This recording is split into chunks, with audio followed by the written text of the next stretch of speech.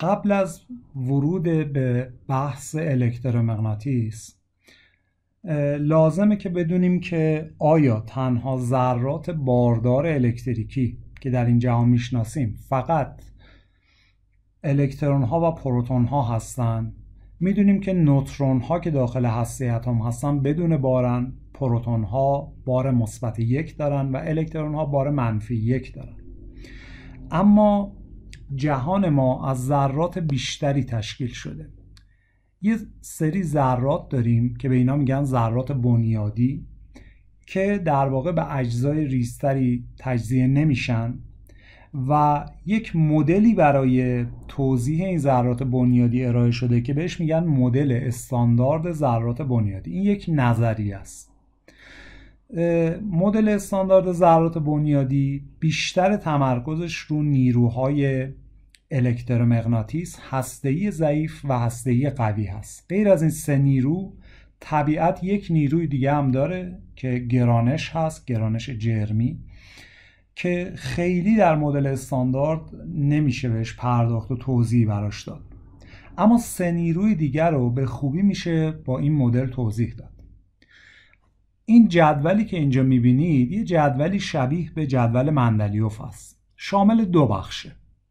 یه بخش فرمیون ها هستن که ذرات مادی تشکیل دهنده این جهان هستن و یه بخش دیگه سمت راست بوزون ها هستن. وظیفه اصلی بوزون ها انتقال نیرو هست.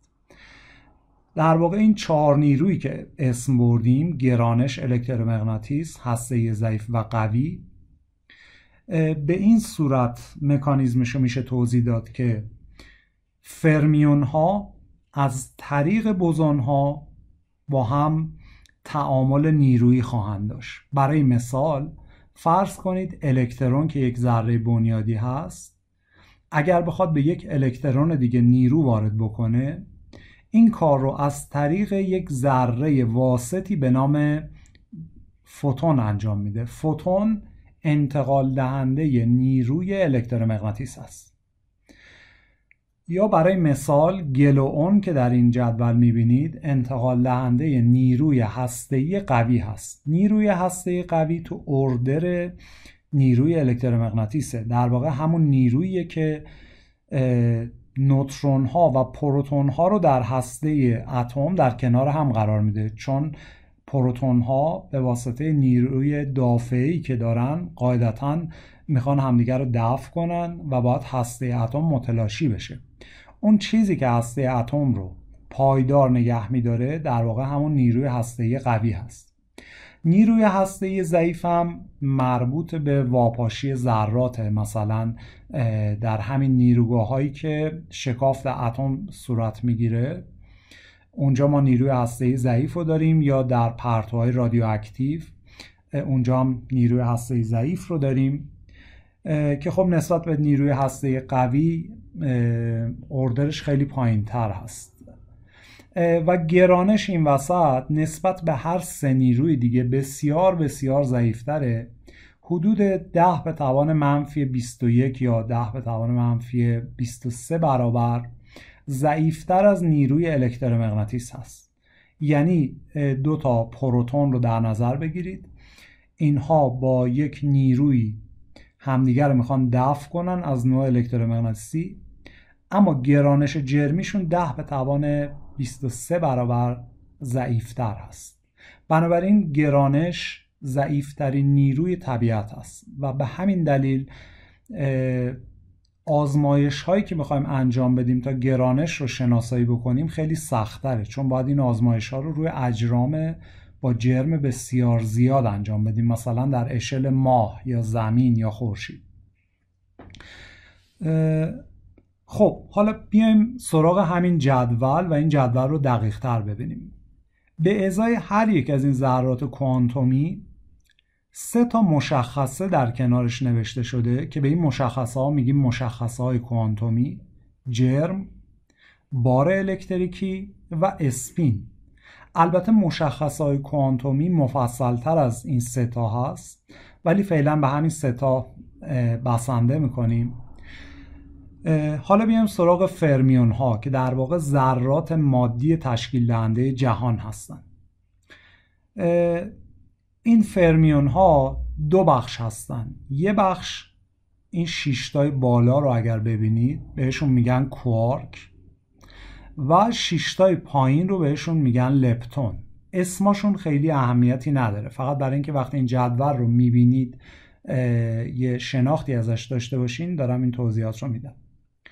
اگر در یه سطر دقت کنید، مثلا سطری که شامل ذره الکترون، ذره میون و ذره تاو هست، تنها تفاوتی که شما در مشخصهای کوانتومیشون میبینید در واقع جرمشون هست. میون دقیقاً مثل الکترونه، بارش منفیه که اسپینش 1/2 و فقط جرمش هست 105 الکترون ولت. الکترون ولت برای بیان جرم‌های بسیار کوچک ازش استفاده میشه. در واقع واحد انرژی هست، ولی بر حسب رابطه E = mc2 که در نسبیت خاص مطرح میشه انرژی رو به جرم تبدیل کرد. خب اگر شما به سطر پایین دقت بکنید، ذراتی به نام نوترینو رو معرفی کرده. این ذرات نوترینو از یه جهت بسیار جذاب هستن، از این جهت که بار الکتریکیشون صفره، یعنی برهمکنش الکترومغناطیسی با سایر ذرات بنیادی ندارن. اگر شما یه اتم رو در نظر بگیرین، حدود 99% حجم اون اتم خالی هست و این ذرات نوترینو به راحتی میان و از این فضاهای خالی اتم ها رد میشن. در هر ثانیه حدود 300 تریلیون از این ذرات از بدن انسان رد میشه و از کل کره زمین هم عبور میکنه بدون اینکه ما خیلی اثر محسوسی از اینها رو بتونیم ردیابی کنیم. البته یک روشی برای آشکارسازیشون وجود داره. اینها درسته که برهمکنش الکترومغناطیسی ندارن، اما به هر حال به نوعی قابل ردیابی هستن. خب غیر از نوترینوها که بار الکتریکیشون صفره، بقیه ذرات مادی که اینجا میبینین به هر حال بار الکتریکی دارن و اگر به کوارک ها دقت بکنید، بار الکتریکیشون اعداد کسری هستن، 2/3 و -3 برای کوارک بالا و کوارک پایین. بنابراین اگر شما 2 تا کوارک بالا رو با یک کوارک پایین ترکیب بکنین، باری که به دست میارین میشه -1 که در واقع پروتون ها ساختارشون همین جوریه، یعنی 2 تا کوارک بالا و یک کوارک پایین است. و اگر 2 تا کوارک پایین و یک کوارک بالا رو با هم ترکیب کنیم، بارش میشه 0، یعنی 2 تا -1/3 جمع میشه با یه دونه 2/3 و میشه 0. بیشترین ذراتی که ما در زندگی روزمره باش سر و کار داریم همین ذرات کوارک بالا و پایین هستن که هسته اتم رو تشکیل میدن، در واقع پروتون و نوترون رو تشکیل میدن، و الکترون که در اطراف این هسته در یک سری فضاهای احتمالی که بهش میگیم اوربیتال حرکت میکنه. بنابراین از بین تمام ذرات بنیادی که شما اینجا میبینید، مهمتریناش برای ما همین 3 تای اول هست. اما بیشترین ذره‌ای که در کل جهان وجود داره همین الکترون نوترینویی هست که توی ستون اول میبینید. ستون اول این جدول برای ما مهمترین ذرات هستن. سایر ذرات هم وجود دارن ولی خب خیلی کمتر هستن در جهان ما. پس تا اینجا متوجه شدیم که بار الکتریکی فقط مختص الکترون و پروتون نیست. ذرات زیاد دیگری وجود دارن که اونها بار الکتریکی دارن و به ازای تمام این ذراتی که شما اینجا میبینین که بهشون میگن ذرات مادی، در واقع راجع به همین فرمیون ها دارم صحبت میکنم، ذرات جفت دیگری وجود دارن که تمام مشخصهای کوانتومیشون، یعنی جرمشون و اسپینشون و سایر مشخصهای کوانتومیشون دقیقاً مثل همین ذراته، فقط بار الکتریکیشون برعکسه. مثلا اگر بار الکترون منفی 1 هست، ذره ای داریم به اسم پوزیترون که جرمش عین الکترونه، اسپینش هم عین الکترونه و بار الکتریکیش مثبت 1 هست که به اون ذرات دسته دوم میگیم پادماده.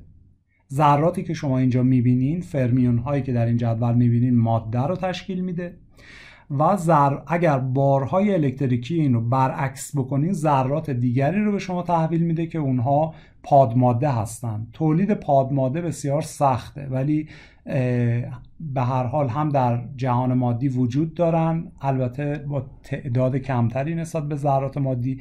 در واقع اون بخشش که ما مشاهده کردیم کمتره. و اگر یک ماده با پادماده برخورد بکنه، کاملا تبدیل به انرژی میشه و هر دوشون از بین میرن. یعنی اگر یک الکترون و یک پوزیترون به هم برخورد کنن، تبدیل به انرژی میشه. خب حالا راجع به این دوتا بوزونی هم که اینجا هستن توضیح ندادم، بوزون Z و W. اینها هم در واقع وظیفهشون انتقال نیروی هسته‌ای ضعیف هست. گلوئون برای نیروی هسته‌ای قوی بود و فوتون برای الکترومغناطیس.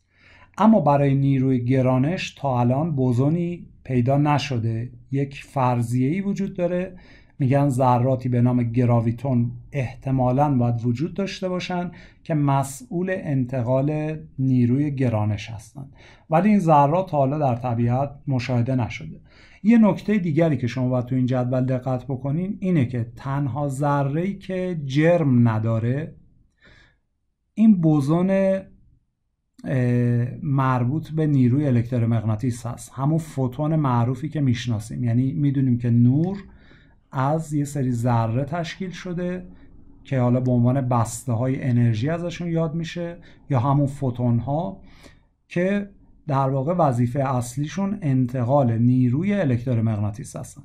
بنابراین ما در مبحث الکترومغناطیس بیشتر عمدتاً با الکترون ها کار داریم و احتمالاً پروتون ها، منتها به جای پروتون ها میتونیم از این کوارک های بالا و پایین هم استفاده بکنیم، به اضافه بوزون مربوط به نیروی الکترومغناطیس که در واقع همین فوتون ها هستن، و گلوئون که بوزون نیروی هسته‌ای قوی هست، اون هم جرم نداره. یعنی این دوتا بوزون جرمی براشون قائل نیستیم و میدونیم که اگر یک ذره‌ای جرم نداشته باشه میتونه با سرعت نور حرکت کنه و سایر ذرات مادی که جرم دارن حتما با سرعتی کمتر از سرعت نور میتونن جابجا بشن.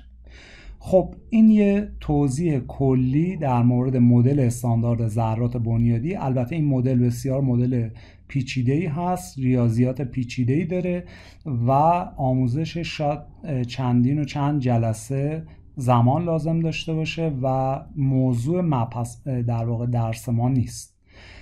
این مدل رو معرفی کردم فقط به این دلیل که شما آشنا بشید که ذرات باردار دیگری هم وجود داره. یک سریاش همین فرمیون هایی است که اینجا میبینید و یک سریاش هم پادماده های اینها هستن.